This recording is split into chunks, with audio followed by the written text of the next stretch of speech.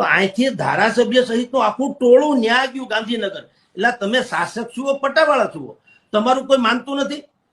મારે અહીંયા કંઈક અવસાન છપાવ્યું મારા છાપામાં મારે કોઈને કેવું પડે કોઈને હું તંત્રી છું કે હું છું એમ કહું તો અવસાન ન છપાવ્યું છે તંત્રી છો. એવી રીતના તમારે અહીંથી ગાંધીનગર જવું પડે. તમે તો મેયરે છો, તમે ધારાસભ્ય છો, તમે સ્ટેન્ડિંગ કમિટી ચેરમેન છે, મહાનગરપાલિકા તમારું શાસન છે, તો માને શું કામ નહીં? પણ ક્યાંથી માને? તમારા જ કૌભાંડ છે.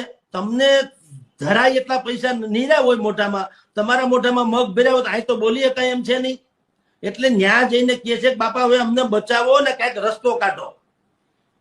ઈ કેવા ન્યા ગયા હતા અને બાબાએ પછી ત્યાંથી રિટર્ન કર્યા કહીને ગુજરાતીમાં કે ભાઈ તમારા પાપ તમે ફોડી ખાવ. મારે કારણ કે એને હવે રસ નથી રહ્યો. હું તમને ભારતીય જનતા પાર્ટીના એક ટોચના નેતાને નામ ટાંક્યા વગર ખાલી કહું કે ભાઈ આપણા જે સીએમ સાહેબ છે એને ખબર પડી ગઈ છે કે હવે આ બધી પાનખર ઋતુ શરૂ થઈ ગઈ છે, હમણાં વેરાઈ જાહે, એકે લીલું પાંદડું ટકશે નહીં. એટલે હવે એને રહ નથી રહ્યો.